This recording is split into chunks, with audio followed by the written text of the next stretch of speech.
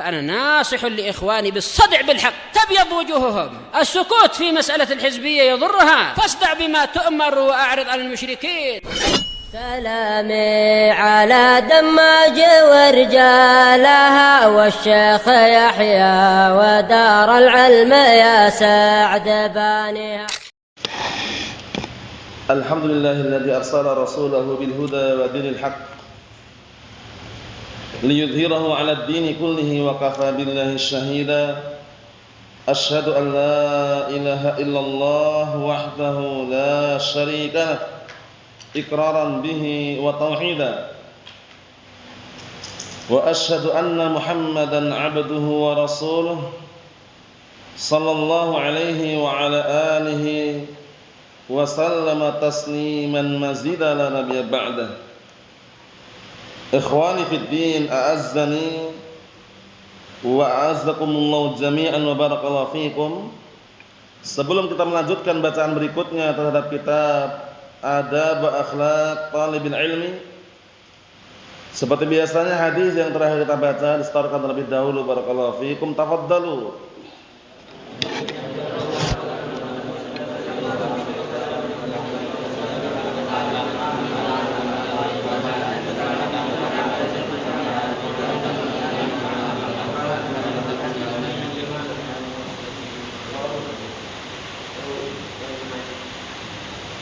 Naam, ahsantum, barakallahu fiik, a'anakumullah.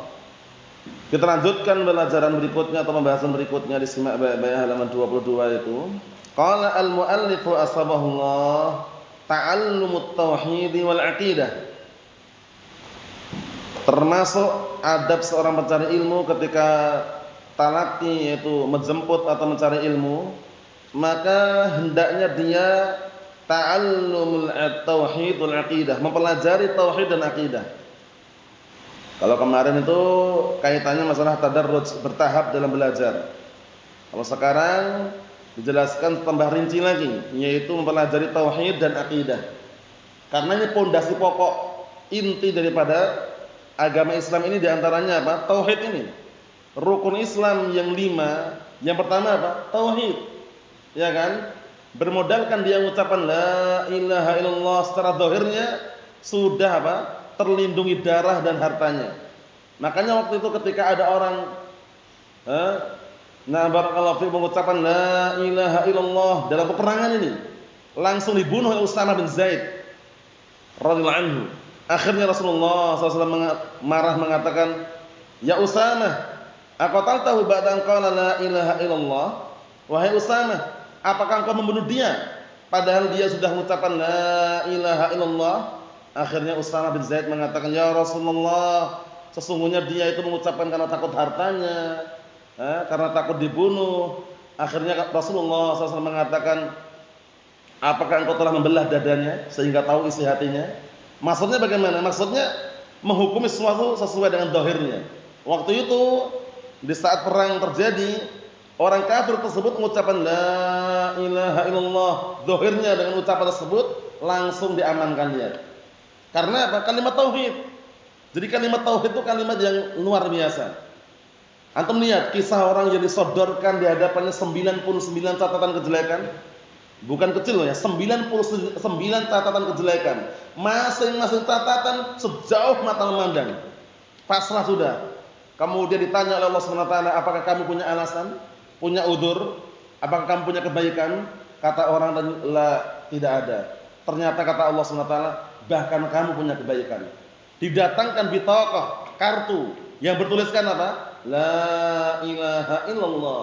Langsung diletakkan di timbangan 99 catatan kejelekan, diletakkan di satu anak timbangan yang bitaqah bertuliskan la ilaha illallah, kartu tadi diletakkan di anak timbangan. Ternyata yang berat yang mana? Malat bihinna la ilaha illallah. Ternyata bitaqah yang bertuliskan kalimat la ilaha illallah lebih berat timbangannya. Kalimat apa? Kalimat tauhid. Dikenal juga kalimat apa? Kalimatul ikhlas. Dikenal juga dengan kalimat apa? Kalimatut taqwa. Dikenal juga dengan apa? Al-urwatu al-wusqa. Sudah kita lewati semuanya ya? Naam. Jadi pastikan mempelajari ilmu tauhid itu adalah yang nomor 1, barakallahu fiik. Kemudian juga perkataan Rasulullah SAW, laqinu mautakum bila ilaha illallah. Talqinlah orang yang hendak mati di antara kalian dengan apa talqinnya? La ilaha illallah. Bukan subhanallah, bukan alhamdulillah, bukan Allah akbar, tapi mentalqin dengan kalimat tauhid, la ilaha illallah. Kemudian juga dalam ucapan yang lainnya, Rasulullah SAW mengatakan apa? Man kana akhiru kalamihi la ilaha illallah dakhalal jannah. Masya Allah. Barang siapa yang akhir ucapan la ilaha illallah, niscaya dia masuk surga. Kalimat apa? Kalimat tauhid. Makanya ilmu tauhid ini jangan pernah diremehkan, jangan pernah disepelekan. Wah, kamu sudah berkali-kali belajar tauhid, Ustaz. Hatta walaupun sampai mati pun, sampai tua pun nggak masalah belajar tauhid itu. Karena itu kan inti gitu loh, pondasi. Kalau tanpa tauhid itu ibaratnya, nah barakallahu fiik, orang beribadah tanpa taharah. Ya kan? Orang beribadah salat tanpa taharah, diterima enggak salatnya? Enggak diterima. Bisa dipahami? Begitu pula amalan-amalan yang ada ini tanpa didasari tauhid, maka tidak diterima. Mafhum? Ini bagus sekali babnya. Ta'allumut tauhid wal aqidah. Mempelajari tauhid dan aqidah. Kenapa dibedakan? Barakallahu fiik. Karena seringnya kalau tauhid itu yang diinginkan adalah tauhid yang tiga itu. Tauhid apa tiga itu? Uluhiyah, rububiyah, al-asma wa sifat. Wal aqidah, ini lebih umum, akidah, keyakinan. Berkaitan masalah barakallahu fiik, akidah masalah apa? Beriman kepada Allah Subhanahu wa taala, kepada para malaikatnya, rukun iman yang 6, rukun Islam yang 5. Kemudian akidah mengenai keyakinan masalah apa? Barakallahu fiik, surga dan neraka, itu lebih umum. Tapi tauhid itu seringnya diinginkan adalah tauhid yang tiga itu. Al-uluhiyah, ar-rububiyah, al-asma wa sifat. Itu semuanya perlu kita pelajari. Karena dakwahnya Nabi dan Rasul, kalau antum perhatikan dalil yang ada dalam Al-Qur'an, itu semuanya dakwahnya mengajak bertauhid. Paham ya? Nah, sebagaimana perkataan Allah Subhanahu wa taala, "Wa laqad ba'atsna fi kulli ummatin rasulan an i'budullaha wa tajtanibut taghut." Dan sungguh kami telah mengutus setiap umat seorang rasul, ya. Setiap umat ada rasul diutus. Untuk apa? Untuk menyerukan kalimat tauhid, ani'budullah, beribadahlah kalian kepada Allah Subhanahu wa taala, wajtanibut taghut, dan jauhilah taghut. Kemudian juga dalil yang lainnya bahwasanya apa? Bahwasanya dakwahnya para nabi dan rasul itu adalah menyeru bertauhid. Kisahnya Mu'adz bin Jabal yang sudah kemarin sudah kami sebutkan itu ya. Ya Mu'adz, innaka sata'ti qauman min ahli kitab. Hal yakun awal ma tad'uhum ilaih syahadah an la ilaha illallah wa fi riwayah ila an yuwahhidullah, ya kan? Kemudian hadis Mu'adz bin Jabal yang lainnya, kuntu radifan nabi sallallahu alaihi wasallam ala himarin faqala li ya Mu'adz atadri ma haqqul ibad wa ma haqqul ibad ya Allah. Suatu ketika Mu'adz bin Jabal berboncengan di belakang Rasulullah SAW. Kemudian Rasulullah SAW berkata, wahai Mu'adz, tahukah kamu apa hak Allah atas hamba dan apa hak hamba atas Allah Ta'ala? Kemudian Mu'adz bin Jabal mengatakan, qultu Allah wa rasuluhu a'lam. Hanya Allah dan Rasulnya lebih tahu. Kemudian dijelaskan, haqqullahi 'alal ibad an ya'buduhu wa la yusyriku bihi syai'a. Wa haqqul ibad 'ala Allah alla yu'adzib man la yusyriku bihi syai'a. Hak Allah yang harus ditunaikan oleh seorang hamba adalah apa? Mentauhidkan Allah Ta'ala dan tidak mensekutukannya. Dan hak hamba atas Allah Ta'ala, Allah Ta'ala tidak mengazab. Allah Ta'ala tidak akan mengazab orang yang tidak mensekutukan Allah Subhanahu wa Ta'ala. Maksudnya orang yang mentauhidkan Allah Subhanahu wa Ta'ala. Lihat, tauhid nomor 1. Syekh Al-Albani rahmatullahi alaih, kalau tidak salah punya artikel bagus sekali tipis itu, at-tauhidu awalan. Judulnya at-tauhidu awalan kalau tidak salah itu. Pertama kali adalah tauhid. Karena tolak ukur dan sumber tadi ya barakallahu fiik. Setelah paham tauhid, kita wajib memahami apa lawan tauhid. Apa itu? Syirik. Karena apa? Karena dengan lawannya akan nampak semua perkara. Fabididdiha tatabayyana al-asya'u. Dengan lawannya semua perkara akan nampak. Tauhid lawannya apa? Syirik. As-sunnah lawannya apa? Bid'ah. At-ta'ah lawannya apa? Maksiyah. Jadi kadang-kala memahami lawannya itu akan semakin nampak jelas perbedaannya. Bisa dipahami? Setelah kita paham syirik, kita akan semakin paham apa itu tauhid. Paham ya? Karena tauhid sudah kita pahami di awal permulaan. pahami lawannya. Lawan tauhid adalah syirik. Berarti jauhi syirik, tegakkan tauhid. Kan gitu. Kita lihat hadisnya. Hadisnya masyhur ma'ruf, walaupun kelihatannya panjang tapi sering antum dengar, sering antum lihat, bahkan mungkin antum sudah menghafalnya dalam kitab Al-Arba'in An-Nawawiyah. Didengarkan baik-baik ya. An Ibnu Abbas radhiyallahu anhu maqal, kuntu khalfa Rasulillah sallallahu alaihi wasallam yauman faqala ya ghulam inni u'allimuka kalimatin ihfadillah yahfazka ihfadillah tajidhu tujahak idza sa'alta fas'alillah wa idza ista'anta fasta'in billah wa'lam anna al-ummata law istama'at ala an yanfa'uka bisyai'in lam yanfa'uka illa bisyai'in qad kataballahu lak wa law istama'u ala an yadurruka bisyai'in lam yadurruka illa bisyai'in qad kataballahu 'alaik rufi'atil aqlam wa jaffatis suhuf. Sudah antum lewati belum ini dalam Arba'in Nawawiyah? Ada di sana ya. Nanti bisa dicek ulang. Hadisnya ini kelihatannya panjang tapi mudah dihafalkan. Jadi pastikan bisa dihafalkan. Nantikan dari hadisnya Abdullah ibn Abbas radhiyallahu anhu, sahabiyun jalil. Abdullah bin Abbas radhiyallahu anhu sahabiyun jalil, sahabat yang mulia. Beliau kunyahnya siapa kunyahnya? Usama. Abdullah bin Abbas kunyahnya siapa?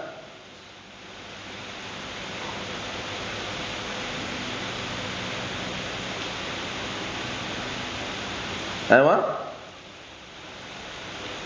Abdul Abbas. Abdul Abbas, Abdullah bin Abbas radhiyallahu anhu. Digelari dengan apa Azmi?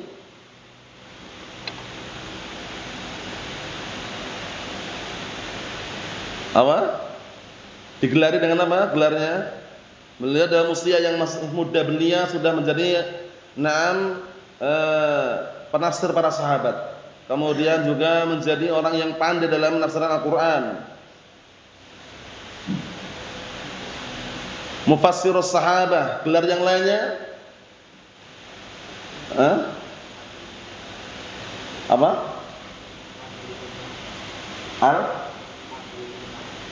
Hablul ummah ya, hablul ummah. Gelar yang lainnya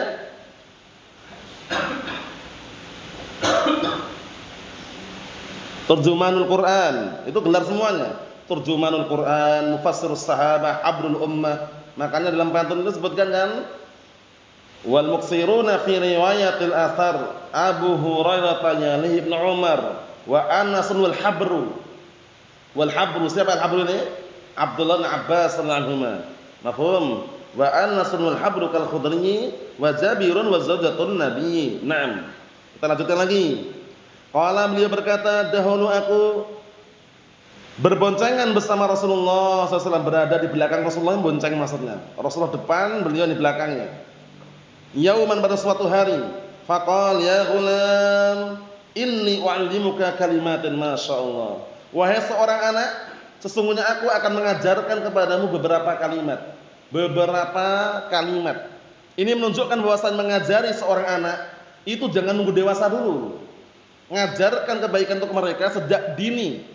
Antum lihat orang-orang awam, orang-orang yang jauh dari ilmu syar'i pun mereka punya apa namanya? PAUD. Pendidikan anak usia dini. Nah, kita sebagai seorang sunni salafi ahlus sunnati wal jamaah janganlah terlambat. Namanya kita punya anak kecil, ya kan? Didik sejak dini. Bahkan dalilnya ada. Di antaranya ini. Kemudian hadisnya Abdullah bin Amr Ibn al-As di dalam apa? Nah, barakallahu fiik, ashabus sunnah atau yang lainnya disebutkan di sana usia berapa tahun? Mulai anak itu diajari salat usia 7 tahun. Ketika 10 tahun enggak mau salat, dipukul boleh. Pukulan yang tidak menyakitkan, hanya pukulan yang mendidik. Lihat, 7 tahun sudah besar atau masih kecil? Masih kecil. Bahkan kurang dari 7 tahun pun dibiasakan untuk salat tidak masalah. Walaupun belum dinilai sebagaimana orang dewasa loh ya, karena masih anak kecil belum dewasa kan. Apa kata Rasulullah SAW? Murru auladakum bis-shalah wa hum abna'u 7 sinin. Murru auladakum bis-shalah wa hum abna'u 7 sinin. Wadribuhum 'alaiha wa hum abna'u 10 wa farriqu bainahum fil madaji'. Artinya kata Rasulullah SAW, perintahkanlah anak-anak kalian untuk sholat ketika usia berapa? 7 tahun. Dan pukullah mereka, pukul. ketika usia 10 tahun kalau tidak mau sholat. Belum dewasa 10 tahun. Tapi kenapa disuruh mukul? Pukulan yang tidak menyakitkan, hanya pukulan yang mendidik, ayo sholat. Paham ya? Pukulan yang mendidik, paham ya? Bukan pukulan yang keras sehingga dia sampai pingsan, sampai sakit, bukan. Hanya pukulan mendidik aja. Paham ya? Kemudian ketika usia 10 tahun diapakan? Selain diperintahkan sholat dan dipukul kalau nggak mau sholat, wa farriqu bainahum fil madhaji'. Ini penting sekali. Pisahkanlah mereka tempat tidurnya. Jadi kalau punya anak 2 atau 3, laki-laki atau perempuan, nah, di usia 10 tahun pisahkan. Anak laki sendiri, anak perempuan sendiri. Agar mereka terbiasa mandiri dan juga tidak terjadi perkara yang tidak diinginkan. Lawan jenis kan, laki-laki sendiri, perempuan sendiri. Kalau laki-laki bagaimana? Ya tidak masalah, mungkin satu kasur ada pemisahnya. Dilatih mereka, lafaznya umum. Lafaznya umum dalam artian antara laki-laki atau antara anak perempuan yang lainnya, atau antara anak laki-laki dan anak perempuan, lafaznya umum. Kalau udah 10 tahun, kasih pemisah. Kalau misalkan rumahnya nggak ada kamar-kamar yang banyak, ya mungkin satu kamar tapi apa? Ada pembatas-pembatasnya. Bisa dipahami? Ini syariat ya, sejak usia kecil pun sudah diajarkan apa? Syariat. Tidak menunggu dewasa. Wah itu kan masih kecil Ustaz. Nanti kalau besar tahu sendiri, tahu dari mana? Kalau nggak diajarin, iya kan? Kalau nggak ada yang ngajarin nggak tahu. Kalaupun tahu pun keliru. Makanya sejak dini diajarkan yang ini haram, ini halal, ini tauhid, ini syirik, ini sunnah, ini bid'ah sejak kecil. Lihat Abdullah bin Abbas, gulam itu kecil. Ya gulam. Contoh yang lain, hadisnya Umar bin Abi Salamah. Ya gulam, samillah wa kul biyaminika wa kul mimma yalik. Wahai seorang anak, baca bismillah kalau mau makan. Makan dengan tangan kananmu, makan dengan hidangan yang di dekatmu. Lihat itu. Menunjukkan bahwasanya sejak kecil pun diajari perkara yang baik. Jangan pernah ada pemikiran, wah nunggu dewasa aja lah. Kalau perkara syariat seperti ini, jangan nunggu dewasa. Tauhid harus sejak kecil diajari. Allah Ta'ala di mana? Di atas arsy. Dalilnya mana? Ar-Rahmanu 'alal arsy istawa misalkan. Enggak masalah. Paham ya? Kemudian diajarkan lagi bumi yang sangat luas ini, kemudian apa? Nah, tumbuh-tumbuhan yang hijau yang sangat indah ini, siapa yang menciptakan?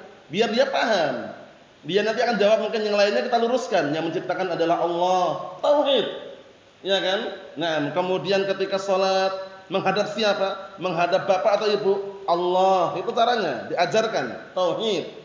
Kalau seandainya sholat menghadap kuburan, boleh atau tidak? Kalau dia misalnya belum paham, kita ajarkan, enggak boleh.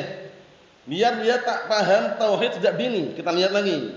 Wahai seorang anak, sesungguhnya aku akan mengajarkan kepadamu beberapa kalimat. Kalimat pertama, ihfadillah yahfadka. Jagalah Allah, niscaya Allah Ta'ala akan menjagamu. Para ulama telah menjelaskan makna ihfadillah, ihfad dinallah. Jagalah agama Allah. Paham ya? Menjaga Allah maksudnya menjaga agama Allah. Paham ya? Menjalankan syariatnya, mendakwahkan syariatnya. Karena menolong agama Allah sumber pertolongan. Apa dalilnya? Dalilnya ada perkataan Allah Subhanahu wa taala dalam Al-Qur'an Karim, ya ayyuhalladzina amanu in tansurullaha yansurkum wa yutsabbit aqdamakum. Wahai orang-orang yang beriman, jika kalian menolong agama Allah, niscaya Allah telah menolong kalian dan akan mengokohkan pendirian kalian. Lihat. Jadi makna ihfadillah, jagalah Allah, maksudnya apa? Ihfad dinah. Paham ya? Jagalah agama Allah Subhanahu wa taala. Yahfadka, niscaya Allah Ta'ala menjagamu.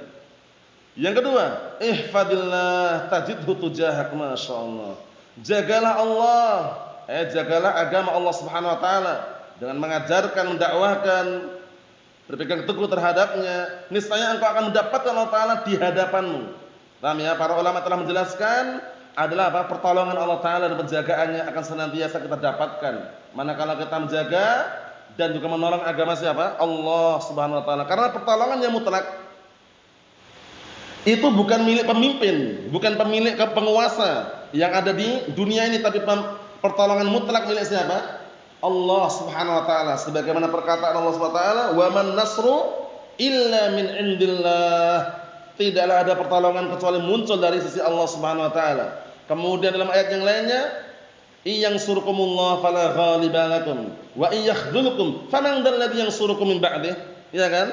Jika Allah Taala menolong kalian, enggak ada seorang pun yang bisa mengalahkan lagi. Namun jika Allah telah menghinakan kalian, merendahkan kalian, siapa lagi yang akan menolong kalian selain Allah Ta'ala? Enggak ada. Makanya pertolongan Allah Ta'ala sangat kita perlukan, barakallahu fiik. Kemudian juga perkataan Allah Ta'ala yang lainnya, ala inna nasrullahi qarib. Ya kan? Sesungguhnya pertolongan Allah itu dekat. Dan pertolongan Allah Ta'ala menyertai orang yang apa? Yang menghadapi ujian. Jadi pertolongan datang itu setelah diuji. Ujian ada, dia hadapi. Setelah dibalik ujian itu ada pertolongan. Ya kan? Ketika diuji sulit atau tidak? Sulit. Tapi dibalik kesulitan ada kemudahan. Inna ma'al usri yusra. Sesungguhnya bersama kesulitan ada kemudahan. Kemudian dalil yang lainnya atau di antara penguatnya ada perkataan Al-Imam Ibnul Qayyim Al-Jauziyah rahimahullah dalam kitab An-Nuniyah, beliau mengatakan wal haqqu mansurun wa mumtahanun fala ta'jab fa hadhi sunnatur rahmani. Wal haqqu mansurun wa mumtahanun, lihat ini. Dan kebenaran al-haq itu senantiasa ditolong dan diuji. Pertolongan ada ujian situ, ya kan? Fala ta'jab, maka jangan heran. Fa hadhi sunnatur rahmani, karena ini adalah ketetapan Allah Subhanahu wa taala. Di mana ada ujian, pasti di balik itu ada pertolongan Allah Subhanahu wa taala. Wal haqqu mansurun wa mumtahanun fala ta'jab fa hadhi sunnatur rahmani. Itu pantun disebutkan dalam An-Nuniyah karya Imam Ibnu Qayyim Al-Jauziyah rahimahullah. Naam. Kemudian berikutnya nasihat lagi.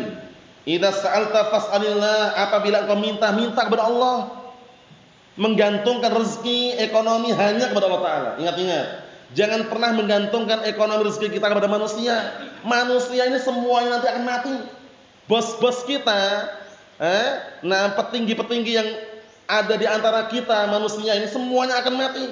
Tapi Allah Subhanahu wa taala zat yang hayyun la yamut, zat yang senantiasa hidup tidak pernah mati. Lihat, idza sa'alta fas'alillah. Jika minta kepada Allah Ta'ala. Jangan minta kepada fulan bin alan. Jangan minta kepada parlemen-parlemen lembaga, jangan.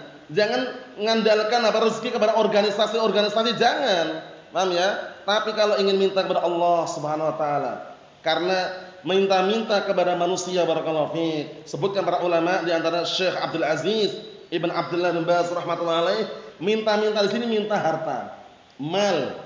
Paham ya? Ada minta tolong angkatkan barang ini, tolong bantu ngangkat ini, itu enggak masalah, ta'awun namanya. Tapi yang diinginkan minta-minta dilarang ini adalah apa? Minta-minta harta. Bisa dipahami? Nah, ancamannya apa ancamannya? Ancamannya pertama neraka. Jelas. Nanti dia bagaikan orang yang minta bara api. Semakin dia banyak minta, semakin bara api dia yang dapatkan, yang semakin banyak juga bara api yang dia dapatkan. Yaitu perkataan Nabi kita Muhammad sallallahu alaihi wa ala wasallam, man sa'alan nasa amwalahum takatsura apa? Ka'annama fa innama sa'alal jamr falyastaqil aw liyastakthir. Barang siapa yang minta harta manusia untuk memperkaya diri atau yang semisalnya, lihat, memperkaya diri biar kaya, hartanya banyak, minta-minta. Paham ya? Atau yang semisalnya, maka apa kata Rasulullah SAW? Sesungguhnya dia adalah sedang meminta bara api. Maka perbanyaklah atau dipersedikit. Maksudnya bagaimana? Semakin sedikit dia minta, semakin banyak dia minta, semuanya bara api, wala'iyadzubillah. Mafhum? Ancaman yang kedua, nanti hari kiamat wajah yang dulu di dunia banyak dagingnya ini, nanti di kondisi apa? Dalam artian apa? Dalam keadaan kondisinya tidak ada sekerat daging pun di wajahnya. Sebagaimana perkataan Nabi kita Muhammad sallallahu alaihi wa ala wasallam, la yazalur rajulu yas'alun nas hatta ya'tiya yaumal qiyamah wa laysa fi wajhihi muz'atul lahmin. Lihat itu.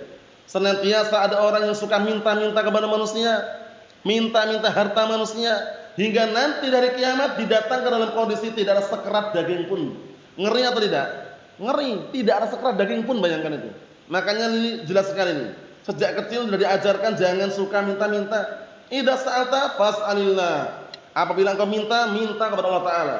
Menyandarkan rezeki ekonomi kita kepada manusia, salah. Kepada bos kita, salah. Kepada organisasi lembaga parlemen, salah. Kepada ormas-ormas tertentu, salah. Tapi bagaimana? Sandarkan kepada Allah Subhanahu wa taala. Fa idza azamta fatawakkal 'ala Allah.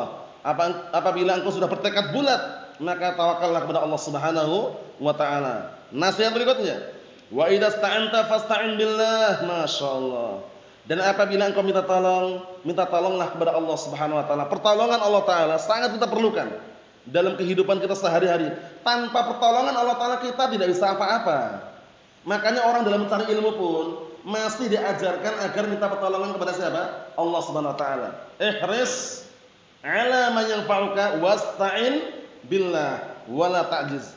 Semangatlah engkau di dalam mendapatkan perkara yang bermanfaat untukmu dan minta tolonglah kepada Allah dan jangan putus asa. Orang mencari ilmu ingat 3 kuncinya ini, semangat, kemudian minta tolong kepada siapa? Allah taala, dan tidak putus asa.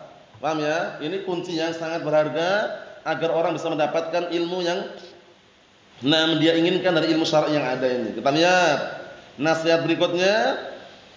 Wa'lam, dan ketahuilah annal ummata law istama'at ala an yanfa'uka bisyai'in, kalau seandainya mereka umat banyak ini berkumpul untuk memberikan manfaat kepadamu, lam yanfa'uk, niscaya mereka tidak akan mampu memberikan manfaat kepadamu illa, kecuali bisyai'in, dengan sesuatu qad katabahu lak, yang sudah tercatat untukmu.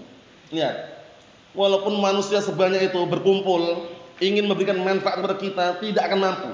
Tidak akan bisa kecuali sesuatu yang Allah telah takdirkan untuk kita itu loh. Sudah banting tulang, peras keringat, ya kan?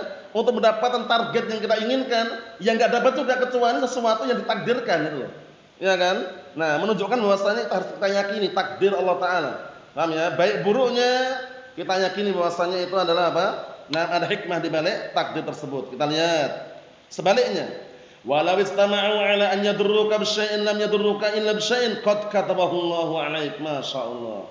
Dan kalau seandainya mereka umat berkumpul untuk memberikan bahaya kepadamu dengan suatu bahaya, niscaya mereka tidak akan mampu membahayakan dirimu kecuali dengan sesuatu yang Allah taala tetapkan untuk menimpa dirimu. Lihat. Walaupun orang berkumpul banyak orang hendak menyakiti atau hendak mengusir atau hendak barakallahu fiik berbuat jahat kepada kita, itu enggak akan mampu mereka semuanya kecuali dengan takdir yang Allah Taala tetapkan. Lihat, semuanya dengan takdir Allah Subhanahu wa taala. Kata Rasulullah SAW, rufi'atil aqlam wa jaffatus suhuf. Pena-pena catatan telah diangkat dan lembaran-lembaran telah mengering.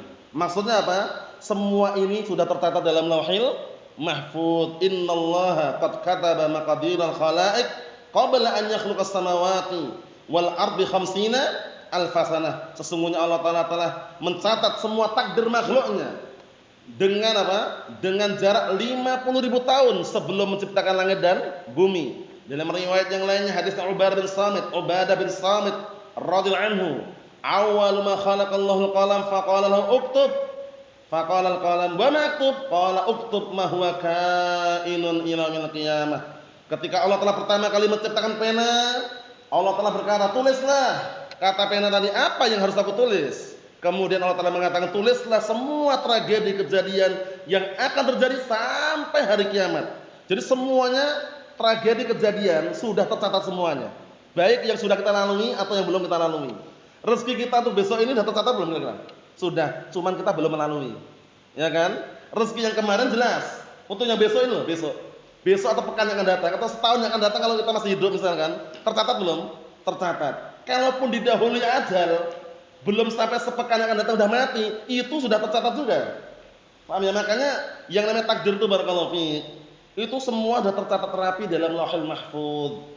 Apalagi mengenai rezeki tadi ya, rezeki ekonomi seorang hamba, undang-undangnya, ukurannya, takarannya itu tidak akan pernah meleset. Yang namanya rezeki dan nah barakallahu fi, pemberian Allah Taala itu kalau udah jatahnya tidak akan kemana. Bisa dipahami ya? Naam, ini yang kita ambil barakallahu fiik, bahwasanya kita ditekankan untuk mengajarkan atau untuk belajar tauhid dan akidah yang lurus agar kita bisa hidup tentram hatinya, tenang pikirannya di atas syariat yang benar. Wallahu a'lam bissawab. Nasallahu as-salamata wal afiyah walhamdulillahirabbil alamin.